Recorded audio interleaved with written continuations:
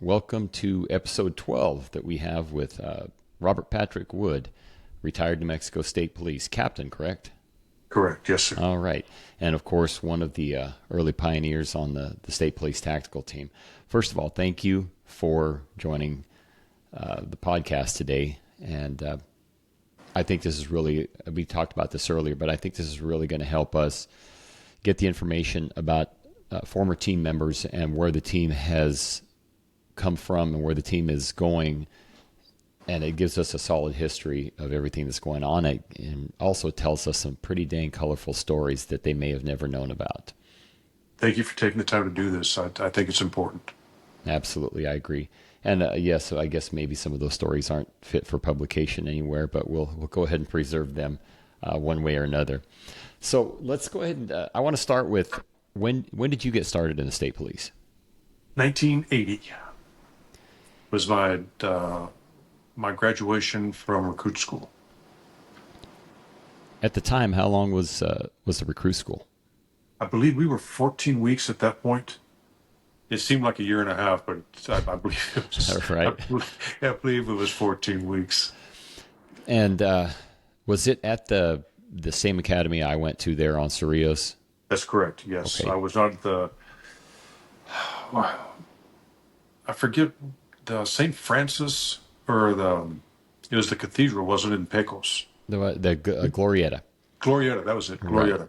That's And, where Chris May's dad went, and my grandfather. They were in the same class, as a matter of fact. Okay. I think Macinich went through that at Glorieta as well. And soon after Mac, I think the academies came over to Cerritos Road. Okay. And what was your first duty station right out of the academy? It was District 7, Espanola, and I was stationed in Chimayo. The war zone. Absolutely. Good times. So where did you grow up, and then what sent you to the academy to begin with? Grew up in Las Cruces, and I was bouncing around, and I wasn't a real good kid, and I was at odds with law enforcement a lot. And I took exception to the contacts I had with law enforcement. It just seemed like I was encountering bully type mentality and being bullied as a kid by law enforcement a lot. And I just took exception to that. And I didn't hold them in high regard, quite honestly. And I graduated high school. I'd gone to a welding school in Roswell. And I was coming back from the graduation of welding school back to Cruces. And outside of Ruidoso, I got stopped by Tim Sharp. And I matched the physical description of a young man who had just killed his parents in Roswell, driving an exact match of the car that he was escaping in, heading in the exact direction he was supposed to be headed. So Tim, I mean, he knew he had him. He had the murderer. And I was just trying to get home, but I was a perfect match. And he got me stopped, felony stop. He got me out on the pavement, the whole 9 yards, 12 gauge behind my ear, and talking just as cool as a cucumber. And I remember telling him, I said, I'm not going to do anything that makes you nervous. and we determined that it wasn't me, and I got sent on my happy way. And but I always remembered that he was doing his job, and he was doing it exceptionally well, and he wasn't nervous, he wasn't hyped up, he was as cool as the other side of the pillow. And I thought that's a police officer. That's an officer right there. And I was just incredibly impressed by him. We fast forward, I get married. I'm married into a family that has 3 state policemen in it already: Richard C. Vaca, Lynn Lanning, John Macinich, and I marry a daughter out of the same family. And I just marry into the state police, as the family joke went. And I get to the academy, and we get to driving week, and who shows up as head driving instructor but Tim Sharp. And I was like, there's no way he's going to remember me. I had long hair, I had a big beard. It's like, he is not going to absolutely remember me, but I remember him. He walked straight up to me. He says, imagine seeing you here. Well, damn, you didn't remember me. And so that was my introduction into the state police, and he really just he impressed me to the point that he just changed my opinion, and I wanted to be like that guy. He was he was just that cool, and he's what I thought a police officer should be, and so that was my that was my launch point for my law enforcement career. So that's definitely one of the reasons I got into the state police too, was having a few experiences, probably a little bit different from your experiences with them, but still running into state police officers and just being in awe of their appearance. You know, the car is cool too, but just their demeanor and the way they handled themselves. And then I continued to see that once I got on state police. I remember just a few days in when you came in to take over as captain of our recruit school, seeing you, and all of us were sitting there with our eyes wide open, going, "Holy crap, who is that guy?" And then the very next thing, that Ike jacket, we're thinking, that's what I want to be. I want to be like that guy. And we hope that throughout the years that somewhere along the way we influence somebody positively like that. And so many of you guys did that for us. So you went from Las Cruces, went to the welding school, and then you end up in Chimayo. So what was your first impression, or one of your first experiences there? It was bizarre. James Bustamante is my coach officer. We're downtown Espanola going to go patrol Chimayo. He just picked me up, and we pull up at a stoplight, and a lowrider pulls up next to us. And of course, there's no respect for law enforcement up there at all. And so the lowrider starts using its hydraulics and starts bouncing. And I'd never seen that before in my life. I thought that car's going to explode. It's getting ready to blow up, and I don't know why. But we're sitting next to a bomb, and light changes, and it takes off, and I'm still dumbfounded. And Bustamante's yelling at me, "Go, stop him, pull him over." I was like, "For what?" He says, "That's careless driving." So that was day one on patrol. First stop is like, well, welcome to Espanola. Here we are. Absolutely. So I started out in D7 as well, a little further north up in Taos. But how long did it take you to get in your first fight there? I think it was that car. I think it was that lowrider was my first fight.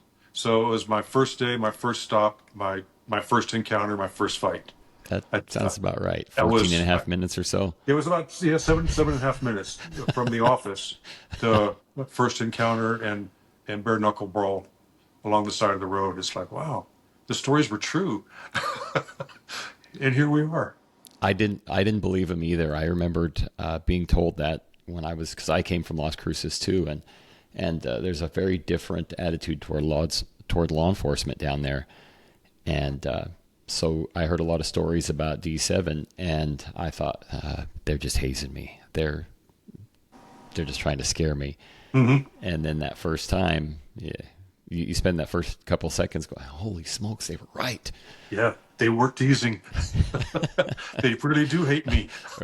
Exactly, just because of the uniform I'm wearing. Yeah, they really do hate me. That's okay. I thought they were teasing.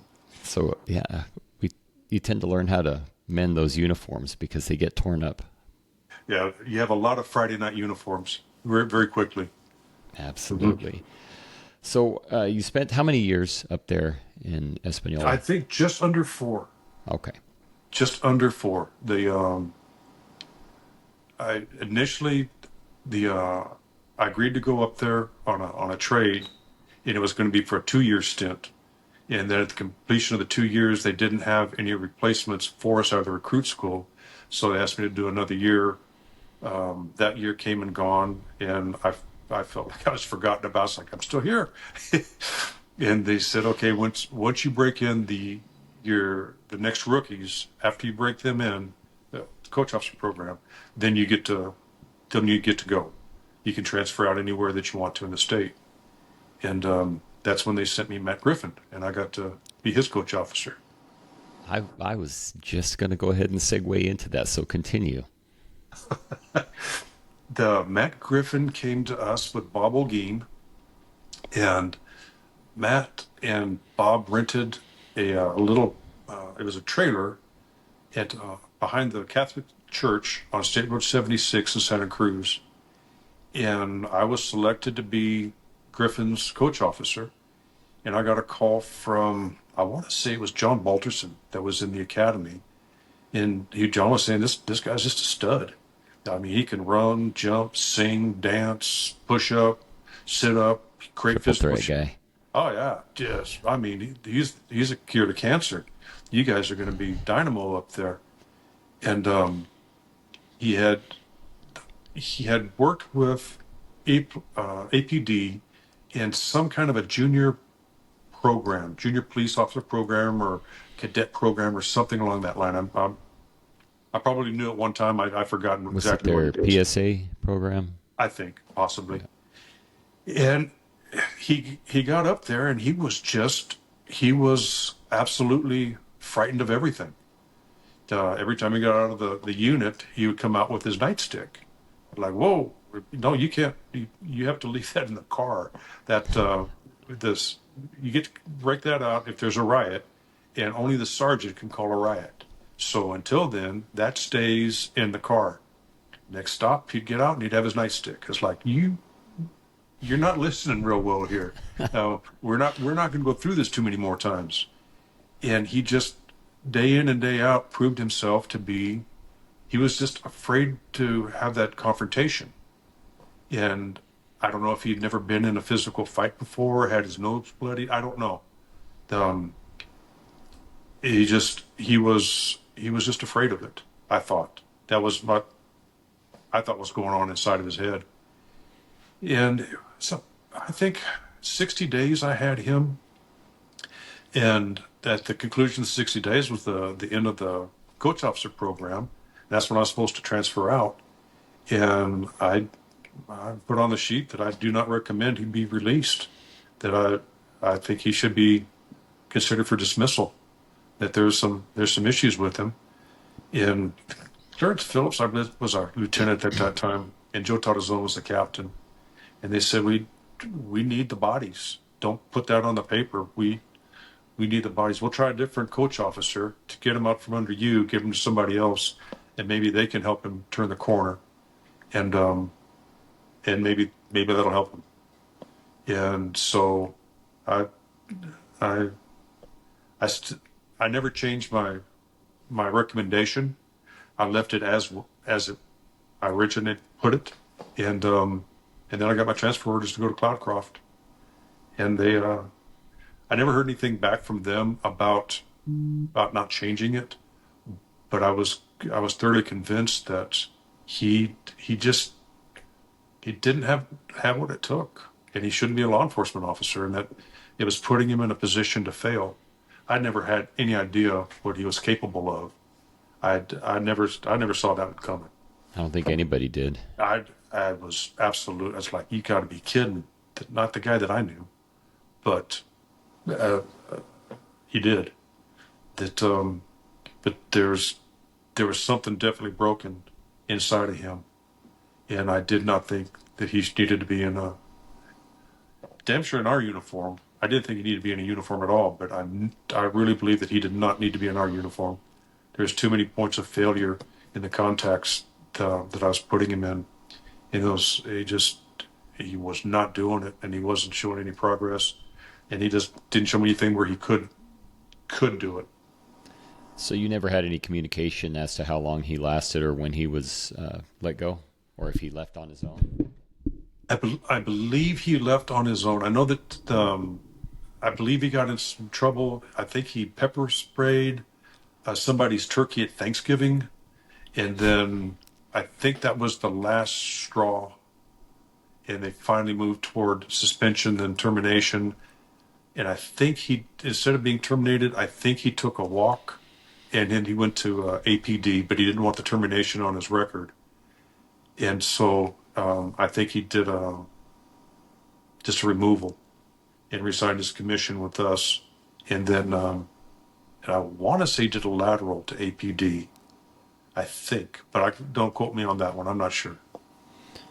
So just kind of to catch those up that aren't familiar with it, he later gained infamy by being called the Ninja Bandit. Is that what they called him? And he That's was doing correct. bank robberies in the Albuquerque area. Murdered and then bank. Uh, He would kill people, take their car, steal their car, go do a bank robbery, and then take his take his stolen money back to mommy and daddy's house where he was living, and wow. hide it in his bedroom. So it was a total of, I think, what, 3 murders? I believe three. Yes, I believe three. And they finally did catch him. And I guess we were lucky on that because they always tended to call him an former Albuquerque officer and left us out of it. Yes. From what I did a little bit of research on it, I was talking to somebody about it a couple of weeks ago, and I guess he wound up spending time in several, maybe 5 different state prisons out in different states because he became so violent once he got into prison. He was always getting into trouble, and they kept having to transfer him. I know that he wanted to be in population. He did not want to be any type of PC. And I saw after, I forget, 4 or 5 years, he'd been stabbed and cut multiple times. And I saw pictures of them having, he was in the infirmary and they were sewing him up and they had his shirt off and they were just stitching him up. And he looked like a jigsaw puzzle. He had been cut up and stuck so many times. And I, as I recall, he refused to wear clothes. He wore bikini underwear or a bikini swimsuit or some, and he just refused to wear clothes. And he was getting cut up, slashed all the time. And it's just bizarre behavior, even given inside the state penitentiary. It was just absolutely bizarre stuff. Just an all-around great person. And I think he found where he needs to be. he he definitely had a hole inside of him, and it never got filled with anything. That's It too bad. Yeah, absolutely too bad. So you did, I think, in my research, you got on the team 3 years on the department. I believe so. Hmm. What led you to be want to be on the team? Bobby Long. Bobby came in. I saw our last day in the academy. I think the next day is graduation. Bobby Long comes in. Bill Holder is our last drill instructor. He was our first, and he was there to run the weak ones off, and to scare the bejesus out of us, and he did. And then he was there as the last DI to get us to where we could march and not embarrass ourselves for graduation. And he was there the last week. Bobby had been selected to be on the team. Bobby showed up, and we were at a break in the hallway. We were getting our Class A's put together, and we're getting ready for graduation. And so at that time, there's a little bit of free time, and there's some running around up and down the hallways, and there's some chatter going on, and the academy is mostly over, and it's now just ceremonial stuff. Bobby came in, and I remember seeing him and Holder at the very end of the hall, and he was going in to get his Tact Team gear. It's like, one of these days, that's going to be me. I'm gonna be that, and it was just, yeah, that's absolutely what I wanted to do. And I talked to Holder about it. He said, keep your nose clean for 2 years. That's all I ask. Keep your nose clean, be a good cop. Give me 2 years, get out probation. He said, we'll do it. And it took 3. They didn't have an opening. And I had to take Robbie's spot. And Robbie was turned into a negotiator, as Robbie Kuhn had been active, and they needed a negotiator. And Robbie is the gift of gab, and a great operator. He knew what the tactical side did, and he could just seamlessly incorporate those functions together. And so I got all of his gear, and so I took his spot. So you got his backpack, his mountain bag, and and some old black Some dyed old, well, I fatigues. had some old gum wrappers, and I think a burnt primer. Is all of his gear. And the remaining musket balls he had. Yep, and the remaining musket balls is all of his gear. It's like, thank you. That's one of the things I definitely want to put in the history for the guys that are new to the team, because those guys are all carrying staccatos and have high speed rifles and $250 pants, and you guys were taping Maglites onto rifles to use Yes. as You had to buy your illumination. own duct tape. You had to get your own electric tape or duct tape. Hmm. But if you wanted night lights, you, you put the button out, stupid. That way, yeah. So when you say duct tape and baling wire, it's not a joke. No, It's it's not a serious. joke. No, Yeah. that's we were ready. We were ready for action So, do you remember two things? One, where your testing was in Roswell in for, Roswell. for the tactical team. Yes. Yes, Tact Team testing was in Roswell. MJ Payne was the head of the team. He was major or captain at that point. I think captain and commander of Roswell. And he was fixing to be, I think, major and moved to headquarters. And the testing happened in Roswell. And do you remember what the testing process was as far as the PT? No, I don't. I don't. I do not recall. I don't think it was very strenuous at all. Um, I think the most of it was, as I recall, an oral interview and meet with the team leaders, closed door session. They looked at your district records. They looked at your shooting scores, disciplinary jacket, and I do not recall if we did any PT testing at all. Soon thereafter, we did.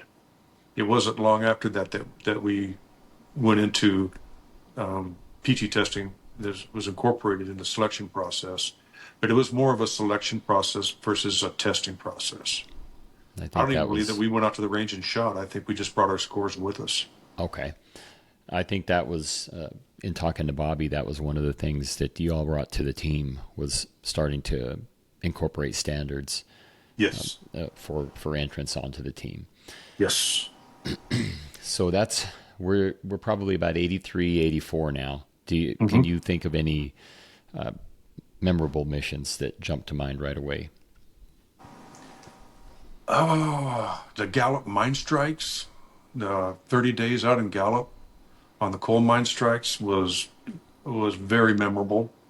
And there was 21 of us, and there was about 1,500 striking miners. And it's like if they turn on us,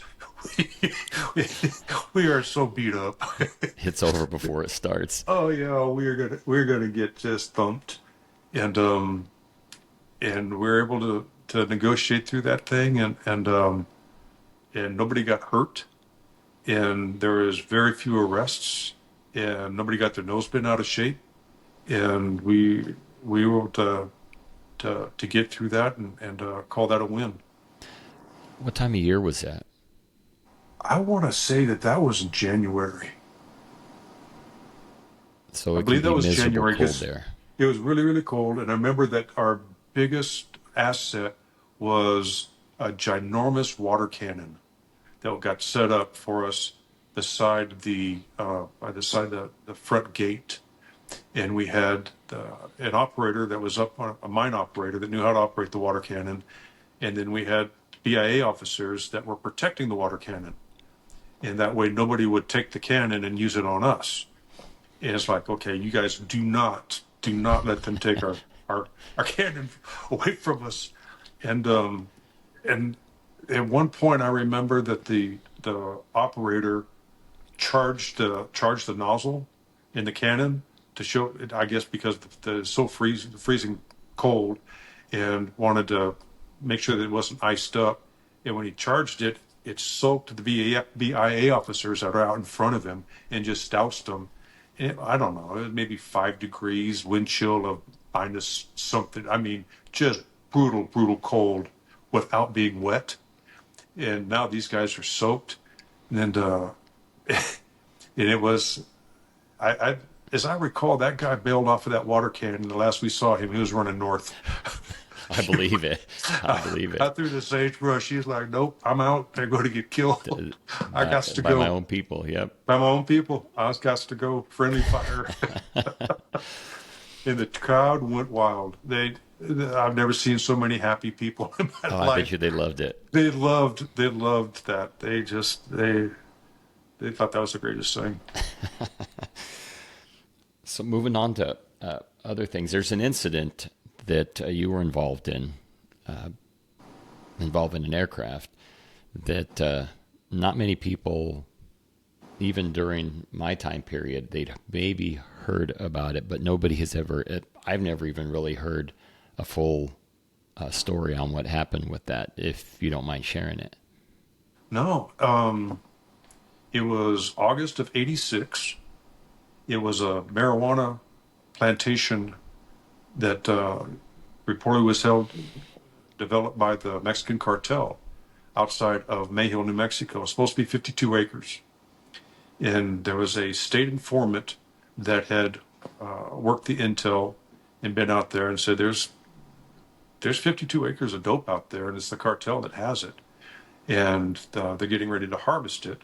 And so our narcotics agents were working with him. And then because it was so big and we didn't have the resources, to take on the cartel and 52 acres and all the resources that they had, we brought in U.S. Customs to give us a hand. And they, as I recall, they lent us 2 Hueys, and we put a high bird up in the air for radio comm because in Mayhill, it's really sketchy. And so we had a high bird, I think it was our fixed wing, that was just circling up there with a repeater in it so we could talk to each other. And then we had our aircraft, Benny Wooten was flying it, and 2 custom birds. And the plan was that my bird would go in first, and there was a report of a 50 caliber mounted on a Jeep that was supposed to be inside the compound, and the compound was supposed to be booby trapped. And so Pete Ross was he was on the port side. I was on the starboard side of the lead bird, and the plan was to go in. I'd find the 50 cal. I would take it out, and then we'd do a low hover. Pete would step off, clear the landing zone, set the bird down, and then Pete would start clearing out another area for the other bird to land, and then we get our ground troops, and then we would take control at that point. And there was reportedly 100 officers, units that were going to be at the groundkeepers and coming in, and they were the cavalry. So we're in flight. We've got our plan. We're going in, and we get a call that the units have taken a wrong turn. They've gone down a little narrow ranch road with fences on either side for about a quarter of a mile, and now there's 100 of them bumper to bumper, and it's the wrong gate. So now they have to back out, every one of them, and go to a different road. So they've got to undo the log jam, and so we're going to do a low hover, all the birds in this big deep canyon, so they can't hear the rotor wash because we're pretty close, and we're just sitting there going thumpity thump, and our pilot comes on, and we hear him say, "Watch this." We're like, "Oh, that's never good. That's not going to be good." And he nails the throttle, and he just amps it up, and we go screaming up the side of this canyon, and we start climbing, and it feels like he wants to do a rollover or something, and then come back down, and he can't make it.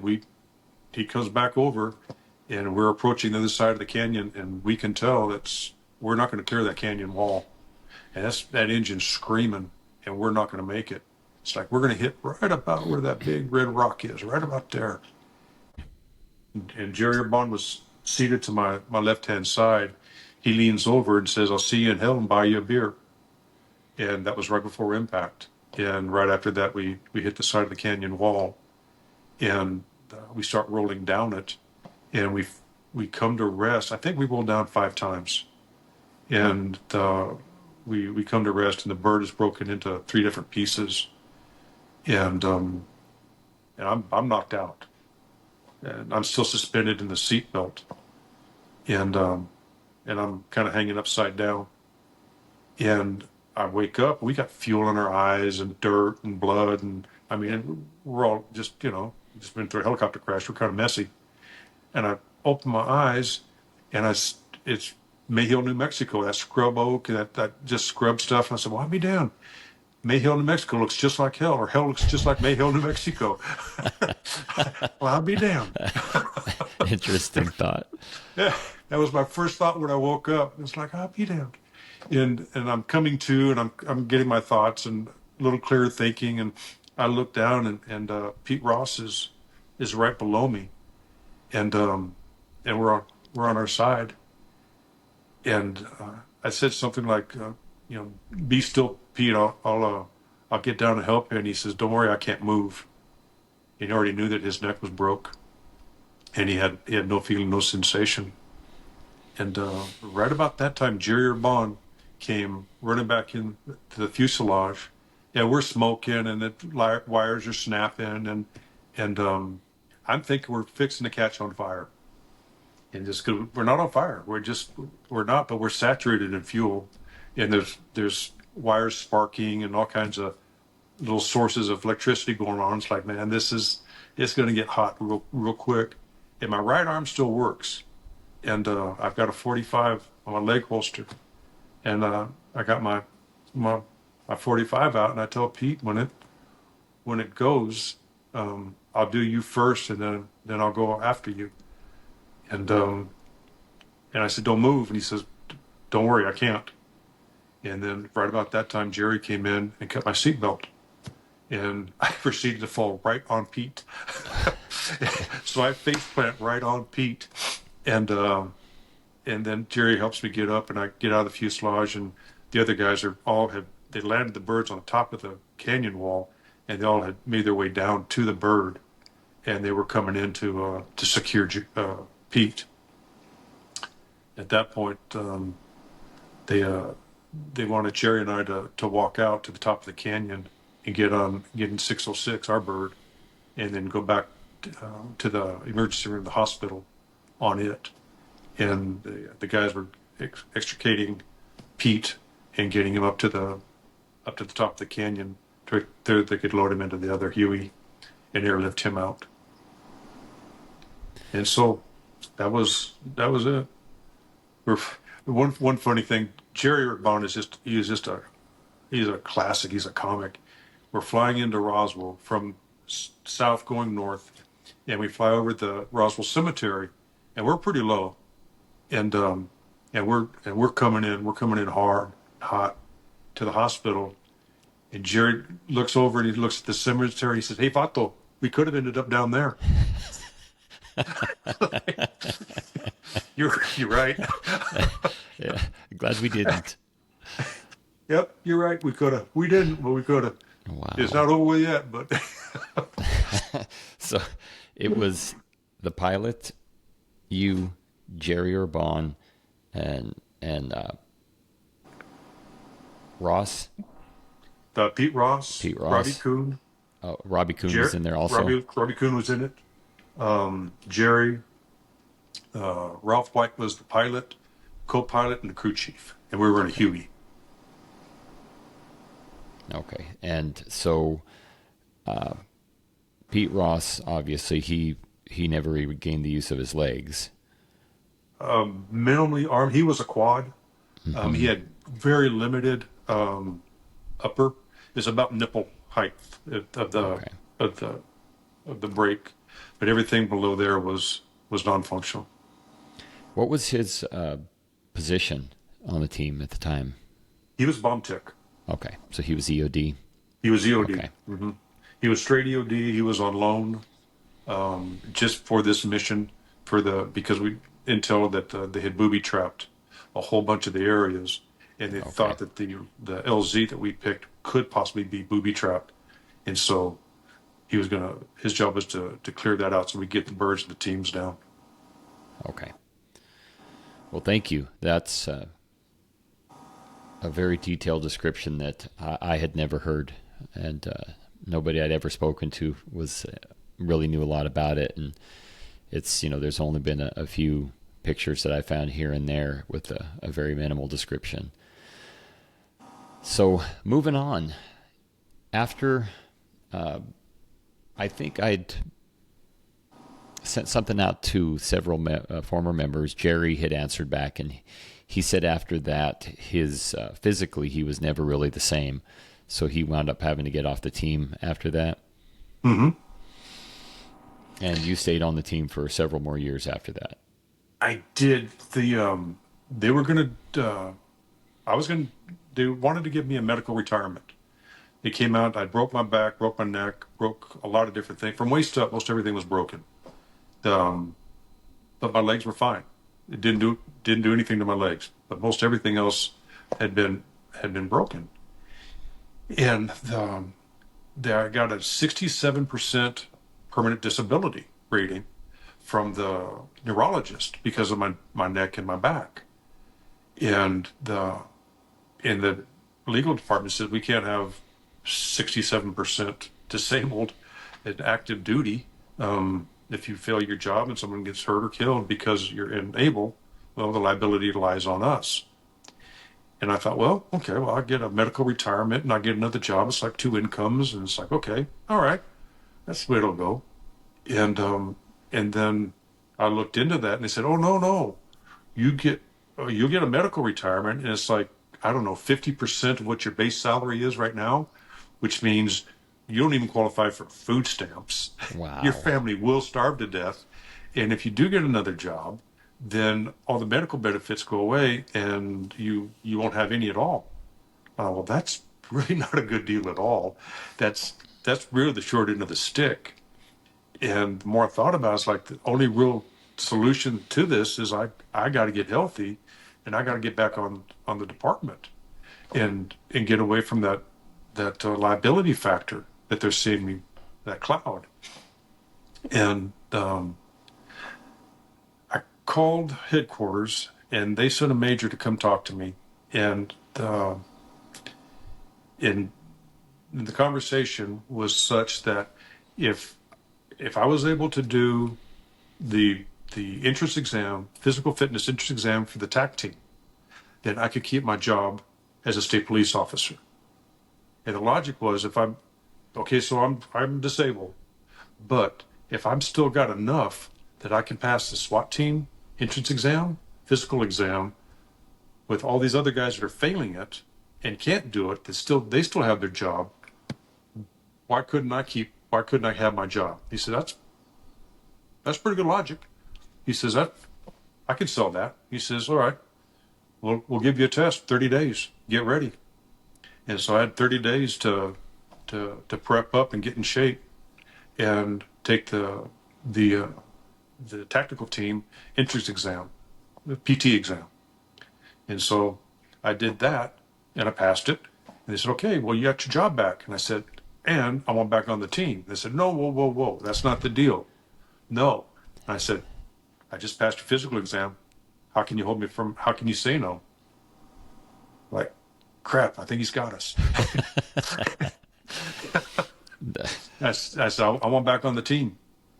And after about 2 weeks, and like, it was Gardenhire says, all right, yeah, you're back on. So I'm glad they gave you a whole 30 days after being in a crash. I was a hurting unit. It was not a fun 30 days of getting in shape and getting ready. So you've been in a helicopter crash, then you walk out up to the top of that mountain there in Mayhill. Did did they have to use quite a bit of hardware to get that back and neck fixed, or how did that work out? The the neck, yeah, the neck got fusion cage on it. In the back was such that they didn't have to. The ribs healed up, and they said it probably cause you problems later on, but you're good to go now. And so the only thing that I got the hardware on was up in my neck. Well, it seems like they did a bang up job because you're still kicking. Yeah, I'm just lucky. It's 40 years later. yeah, just Wow. lucky. Well, that's fantastic. I'm glad that you were able to pass that because that would have been 86, Six. and you I were was on the team 86. until 96, another 10 years. No, you know what? I was looking at that the other day, and I was out of there. And hold my feet to the fire, but I believe I was out in '91. Okay. If I don't have my stories right here, I believe it was '91 because that's the year that Glenn was murdered in the massacre Rikibeta in Okay. Chimayo. And I had Dinka was the chief, and the when that happened, the night that happened, Jerry Urbana and I were together, and it was the first night I was been taken off call from the team because I've been removed from the commander's position. And so Jerry and I had gone out to celebrate, go have dinner, and we'd had a couple of cocktails that night. And that's when Dinko called that night and said, Glenn's been murdered. I need you in Chimayo. And I said, well, I've had a couple of drinks. He said, get sober quick. Yes, sir. Yeah. Yeah. On my way. I'm on my way. I'm on What? my way. Yes, sir. So you Loud were and coming clear. up from Roswell at the time? No, I was in Santa Fe at that time. Okay. I was in Santa Fe.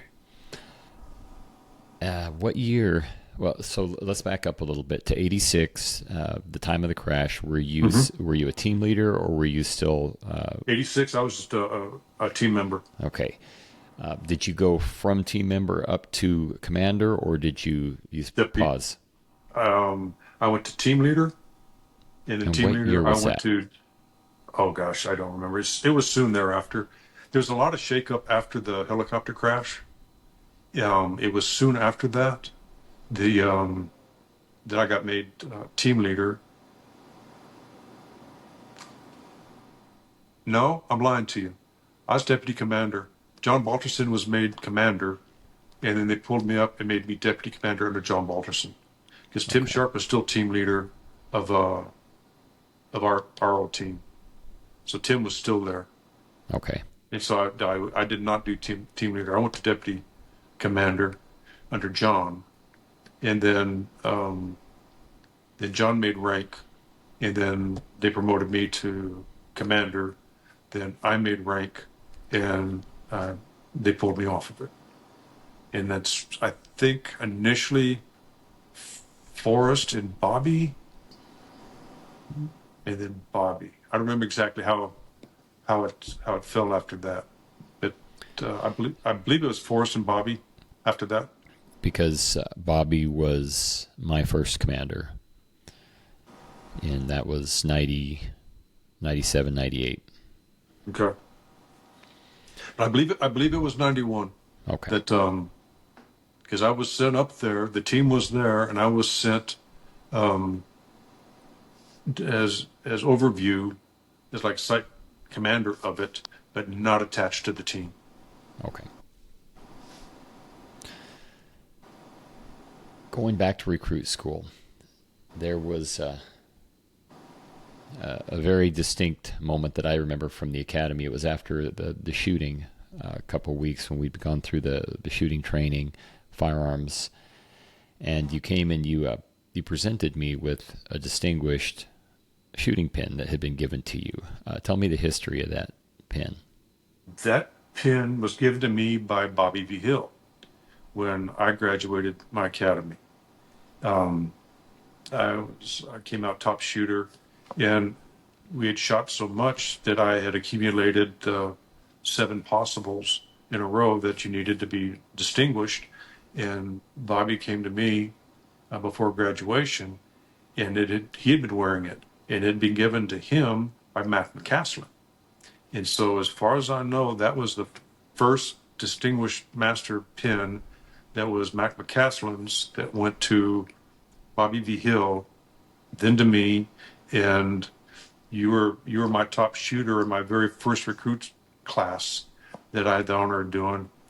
And and there's been a lot of really good classes, and there's a lot of incredible officers out there, and I take nothing away from anybody, but you guys were my first, and I felt very honored to be a part of that, and very humbled around the group as you graduated, as your careers went, and it was just a wonderful group of outstanding officers, people, humans, and I was just really, really, really proud, and there was something about the class that was just that was special, and it could have been just because it was my first one, but there was a lot of very, very special people in that class, and it resonated, and so I felt like it was appropriate, and I knew my time on the agency was going to be coming to an end, and that I didn't want that pen to die with me. I wanted it to mean something to somebody else, and I thought, nah, this young man will wear it well, and you did. And I appreciate it. It does mean a lot. And I still need to go back and pass it on to somebody. I want to make sure that it stays within the agency. As awesome as it would be to keep it forever, I don't think that's where it belongs. Is See, that was my heart too. I treasured it, and I did. It was an honor, an absolute honor, and how it got to me, and but I really thought that it needed to, in my heart, I thought it needed to go to you. So I want to make sure we get it back in the department because McCaslin, do we have any idea when he retired? right after they invented dirt, I think. Right about when the Earth was cooling, right? Yeah, when the Earth was cooling, Max stood up, and the dinosaurs ran. Yeah, so it does go way back. I'll Yeah. have to do a little research on that one. The stories that I heard about him, he was he was he was quite the legend, quite the character. There are plenty of those to go around on state police. I'm not sure what their numbers are now. I think they're hovering around 700 maybe officers. I don't know how many commission they have, but it hasn't grown a whole lot. It needs to. It does, absolutely. It does. I know Chris is spending a lot of time there and getting to see firsthand a lot of what's going on, and I need to make the pilgrimage out there and try and not attend, but to go visit them at one of the schools when they send out those invites. I'd like to do that. I thought about that as well. That it'd be an honor to go be a part of that, and get to see the young troops and the ones coming in, and I maybe have a thumbprint somewhere on it. So we're getting to now, we're in the 95 is when I came on, when you were our captain for our recruit school. I did run into you a couple of years later. You were my district commander when I got down to Socorro. So we kept running into each other quite a bit, which has always been a pleasure. One of the things I want to make sure that I start asking in every one of these episodes is if you had just one thing, one statement you could make to new guys on the team, what would that be? Wow, I'd want it to be profound. Right? Yeah. I don't know if I could come up with that one just off the seat. Yeah. Oh, stay true. Stay true to your heart. Your heart knows. Your heart knows what's right. It always does. Your head gets things confused, but your heart knows. Stay true to your heart. That's sound advice. Part of this project is I want them to, they know that there were people that came before them. They know a lot about the history of the state police because I know we learn a lot about that in the recruit class, and that's something that we're very big on, tradition. But I want them to know that there's a lot of things that happened on the team and a lot of guys that fought really hard to get the team to where it is now with them on it. For instance, the team went full-time when Mark was the special operations commander. But That's incredible. it So many of us for so long tried to push and twist arms, light sheet and steel to make that happen.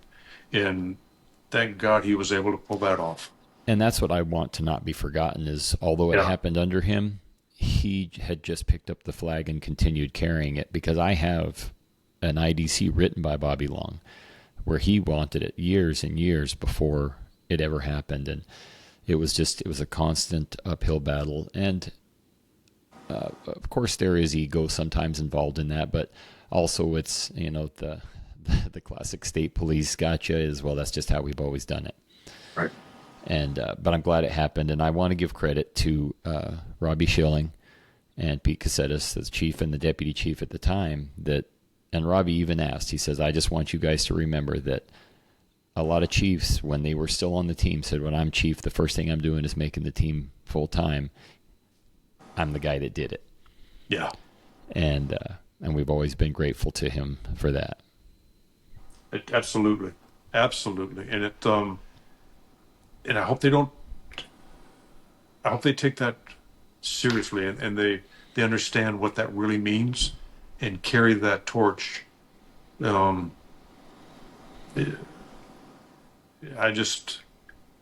don't want it to be taken lightly. There were times when, after we had gone full time and we had just started out, that we had some people in positions that almost got us put back out on patrol and back to a part-time team. Luckily, again, the administration was able to see that for what it was, and we were able to get that rectified. And I think the team has really just improved by leaps and bounds since that has happened. You know how it is. If you have a bad blood or a bad cancer somewhere in there, it's really hard to move forward until that roadblock gets out of the way. Mm-hmm. So I'm still in touch with those guys, and I'm so excited to see the direction they're moving. It's been fantastic to watch. I'm proud of them. I'm absolutely proud of them. Absolutely. Well, is there anything else that you'd like to add? Any other colorful stories you want to throw in there? No, I think this has been a wonderful afternoon. I appreciate this opportunity. Again, I appreciate what you're doing, and more importantly, why. I think that's a very important why, and I'm glad you're doing it. I really am. Well, it's my pleasure to do it, and I always, every time I get to do this, I just get excited. I love it.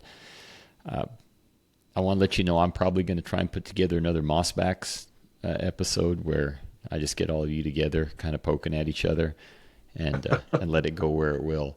But for now, we'll go ahead and we'll wrap it up. And thank you so much for taking the time. I know you all are very busy. You've got a lot of things going on, work-wise and personally. But thank you. Genuinely, I do appreciate it's my honor. this time. Thank you.